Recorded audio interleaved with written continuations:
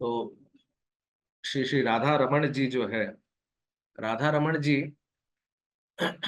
उनका प्राकट्य के पीछे का कारण जो है वो बड़ा ही चमत्कारी है।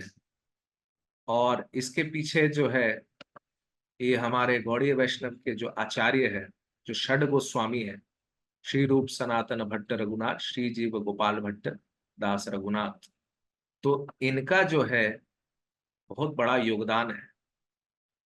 खास करके श्रील गोपाल भट्ट गोस्वामी का। ठीक है। तो गोपाल भट्ट गोस्वामी जी जो है वो पहले श्री संप्रदाय में थे। जैसे चार संप्रदाय होते हैं, आप लोग जानते हैं, ब्रह्म संप्रदाय, कुमार संप्रदाय, रुद्र संप्रदाय और श्री संप्रदाय। तो वो पहले दक्षिण भारत से थे। उनके पिताजी जो थे वो श्रीरंगम के हेड पुजारी थे। उनका नाम था वेंकट भट्ट। तो चैतन्य महाप्रभु जब दक्षिण भारत की यात्रा में जाते हैं तो चतुर्मास के समय 4 महीने के लिए वो वेंकट भट्ट के घर में ही रहते हैं। क्योंकि ऐसा बताया जाता है, चतुर्मास का जो समय होता है, चतुर्मास का जो समय होता है उस समय सन्यासी जो है वो उतना ट्रैवल नहीं करते हैं। वो एक ही स्थान पर रह के अपना भजन करते हैं। तो चैतन्य महाप्रभु वेंकट भट्ट के घर में रहे और वहां पर बहुत सुंदर तरीके से गोपाल भट्ट गोस्वामी उस समय छोटे थे, तो उनको भी उनका संग प्राप्त हुआ। और वो वेंकट भट्ट को भी बताए कि जब आपका सुपुत्र बड़ा होगा तो उनको वृंदावन भेजिएगा, जहां पर वो श्रील रूप गोस्वामी और सनातन गोस्वामी की सेवा करेंगे। तो इस प्रकार से गोपाल भट्ट गोस्वामी जो है बाद में वृंदावन आते हैं और कई समय तक उनकी सेवा करते हैं। और कुछ समय बाद वो नेपाल जाते हैं। नेपाल में एक नदी है, काली गंडकी नदी बोलते हैं उसको। गंडकी नदी जो है वो खास करके इसलिए जाना जाता है कि वहां पर शालिग्राम के कई प्रकार के शिलाएं उपलब्ध है, उस नदी में प्राप्त होते हैं। तो वो जब अपने कमंडलू में जल भरने के लिए, वहां से जल लेने के लिए जाते हैं, तो अनायास उनके कमंडलू में 12 शालिग्राम शिला उड़ जाते हैं। तो उनको लगता है क्योंकि ये गंडकी नदी है, शालिग्राम के लिए जाना जाता है, तो शायद उड़ गया होगा। तो वापस वो क्या करते हैं, उसको गिरा देते हैं, मतलब वापस पानी में छोड़ देते हैं। फिर जब वो उठाने जाते हैं फिर से वही उठता है, और वो भी वही एग्जैक्ट वही पत्थर उठते हैं, मतलब शालिग्राम शिला ऐसा। तो फिर वो गिरा के फिर जब उठाते हैं तब देखते फिर से जब वही हो रहा है, तो उनको समझ में आ जाता शायद ये भगवान का ही कोई इच्छा होगा जिस कारण से वो ऐसे लीला कर रहे हैं। तो वो सोचते कि ठीक है, अगर ऐसा है तो मैं इनको रखूंगा, सेवा करूंगा। तो उनके पास एक कपड़ा रहता है, उसमें बांध कर वो अपने साथ वो सारे वो जो 12 शालिग्राम शिला है उनको रख लेते हैं और उनकी अच्छे से सेवा करते हैं। तो कई समय बाद एक धनी सेठ रहता है जो उनके पास आते हैं और भगवान का बहुत सुंदर ना वस्त्र लाते हैं श्रृंगार के लिए, अलग अलग जो माला है या मुकुट है या बाजूबंद है, ये सब लेके उनको भेंट करते हैं और बोलते हैं कि आप इनको इस्तेमाल करिएगा भगवान की सेवा में। तो उनको अजीब लगता है कि मेरे पास तो कोई विग्रह नहीं है, मेरे पास तो शालिग्राम शिला है, हम कैसे आप यूज करेंगे, या जो भी मुझे दिए जा रहे हैं वस्त्र इत्यादि, मैं कैसे इनका प्रयोग करूं। तो वो बहुत सोचते हैं कि क्या करें, तो वो लौटाने का भी प्रयास करते, तो वो सेठ जो रहता है वो बोलता है नहीं नहीं, आप ही रखिए, आप इसको इस्तेमाल कर लीजिएगा। तो नरसिंह चतुर्दशी का समय रहता है खास करके, उस समय वो अ, नरसिंह देव का लीला श्रवण करते हैं। और वहां पर वो श्रवण करते हैं कि किस प्रकार से भगवान जो है खंबा फाड़ कर निकलते हैं। हालांकि खंबा जो है वो एकदम उसका कुछ वैसा आकार नहीं, परंतु कितना सुंदर आकार के रूप में भगवान प्रकट होते हैं। तो वो सोचते हैं कि काश अ, ऐसा कुछ मेरे साथ भी हो जाए और भगवान आप मेरे पास भी प्रकट हो जाओ ऐसा।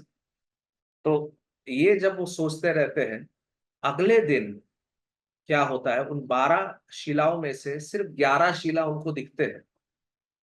और जो दामोदर शिला होता है, कई शिलाओं के अलग अलग नाम होते हैं, तो एक दामोदर शिला होता है। तो जो दामोदर शिला होता है वो गायब रहता है, और वहां उनको भगवान का त्रिभंग रूप में एक बहुत सुंदर विग्रह मिलता है। तो जो दामोदर शिला जो था, वो गोपाल भट्ट गोस्वामी के इच्छा मात्र से, जैसे नरसिम्हदेव को वो स्मरण किए, जैसे प्रहलाद महाराज भी नरसिम्हदेव को स्मरण ही किए थे, जिस कारण से नरसिम्हदेव उनको दर्शन दे दिए, उसी प्रकार से नरसिम्हदेव की कृपा से जब वो ऐसा इच्छा चाहे, तो भगवान से भी और रहा नहीं गया, तो भगवान बोले कि ठीक है, मेरे भक्त की अगर ऐसी इच्छा है मुझे सेवा करने की, तो मैं उसको ये इच्छा पूरी करूंगा। तो भगवान जो है वो शिला को फिर खुद ही वहां से मैनिफेस्ट हो गए, प्रकट हो गए। और ये जो आप सामने रूप देख रहे हैं, ये कोई बनाया हुआ रूप नहीं है, ये भगवान खुद इस रूप में, इसको स्वयंभू कहा जाता है इन विग्रहों को। कोई बनाते नहीं है इनको, कोई शिल्पीकार नहीं बनाया है इसको, ये खुद से प्रकट हुए विग्रह है।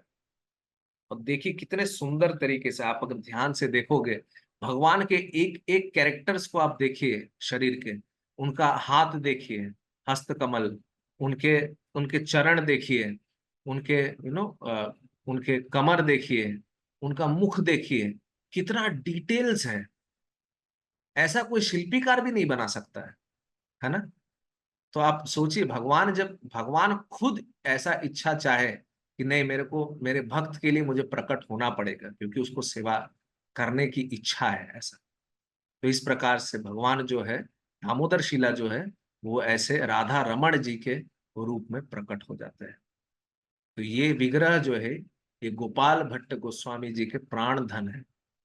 ऐसा जब भी हम लोग दामोदर आरती करते हैं, तो उस समय उसके बाद में हम लोग गाते हैं, जय राधा रामन राधे, शिला गोपाल भट्टेर प्राण धन है।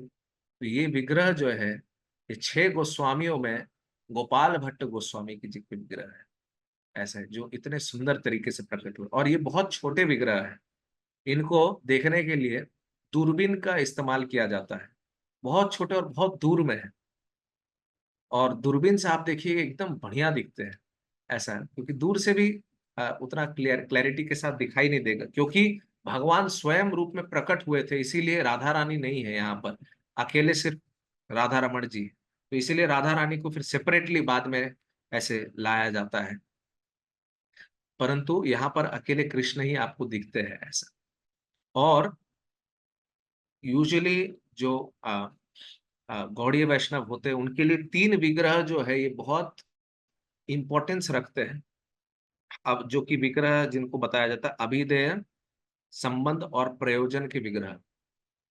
तो ये विग्रह जैसे है राधा गोविंद, राधा मदन मोहन और राधा गोपीनाथ, ये 3 विग्रह बहुत इंपॉर्टेंस रखते हैं गौड़ीय वैष्णवों के लिए। तो ये 3 विग्रहों का जो शरीर के अलग अलग कैरेक्टरिस्टिक है, वो तीनों राधा रमण जी में उपस्थित है। इसलिए राधा रमण जी जो है, अभिधेय, प्रयोजन और संबंध, तीनों विग्रहों का समागम है राधा रमण जी, ऐसा। तो इस प्रकार से भगवान जो है, जैसे प्रहलाद महाराज की इच्छा पूरी किए, उसी प्रकार से उनके और एक भक्त हुए गोपाल भट्ट गोस्वामी, जिनका इच्छा वो प्रकट करते हैं ऐसे। और गोपाल भट्ट गोस्वामी बहुत ही हम्बल डिवोटी थे, वो कभी अपना गुणगान नहीं करते थे, और शास्त्रों में भी आपको खोज के नहीं मिलेगा उतना उनका गुणगान। वो तो उनके अनुयायी थे जो उनको बताए थे, वो जानबूझ के बोलते थे मेरा कुछ भी लिखित होना नहीं चाहिए, अगर लिखना है तो भगवान के विषय में लिखो, मेरे बारे में मत लिखो, क्योंकि हम बहुत तुच्छ भक्त हैं। आप सोचिए कि जिस भक्त के लिए भगवान शालिग्राम से ऐसे प्रकट हो जाएंगे, वो नीच स्तर का भक्त कैसे हो सकता है। तो ये तो उनकी विनम्रता थी, जो वो इस प्रकार का मनोभाव रखते थे। तो हमारे जितने भी आचार्यों को आप अगर देखोगे, सबका मनोभाव ऐसा ही था। हालांकि वो बहुत बहुत ही वरिष्ठ स्तर के भक्त रहे हैं, परंतु उनमें विनम्रता कूट कूट कर भरा था, ऐसा। तो इसीलिए उनके कृपा से आज हम लोग श्री श्री राधा रमण जी का दर्शन भी कर पा रहे। ये नरसिंह चतुर्दशी जैसे है उसके बाद एक दिन में ये प्रकट होते हैं, ऐसा, क्योंकि वो दिन वो स्मरण करते हैं नरसिंह लीला, तो दूसरे दिन वो प्रकट करते हैं। तो राधा रमन जी के मंदिर में जहां पर ये विग्रह है वहां पर प्रकट नहीं हुए थे।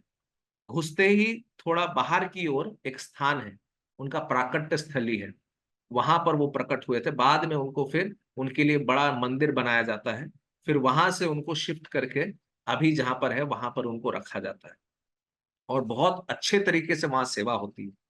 तो श्रीला प्रभुपाद को जब पूछा जाता है कि विग्रह सेवा का स्टैंडर्ड क्या होना चाहिए, प्रभुपाद बताते हैं कि राधा रमन जी जो है वृंदावन में, वहां पर जिस स्तर से विग्रह का सेवा हो रहा है उस स्तर से इस्कॉन में भी वैसा स्तर का होना चाहिए विग्रह सेवा। तो इस तरीके से प्रभुपाद उसको बहुत स्टैंडर्ड मानते थे कि वहां का सेवा जो है बहुत बढ़िया है, क्योंकि बहुत सारे ऐसे भी मंदिर हैं जहाँ पे भगवान का सेवा उस स्तर का नहीं होता, परंतु यहाँ पर भगवान का सेवा बहुत उच्च स्तर का होता है। और प्रभुपाद को बहुत आकर्षित लगता था, प्रभुपाद भी यहाँ दर्शन करने गए थे, तो प्रभुपाद को बहुत अच्छा लगता था राधा रमण जी का सेवा। तो वैसे ही प्रभुपाद चाहे कि इस्कॉन में भी ऐसा ही सेवा होना चाहिए। ठीक है, तो इस प्रकार से श्री श्री राधा रमण जी जो है वो प्रकट होते हैं, और आज भी उनको दर्शन कर सकते हैं। हरे कृष्णा।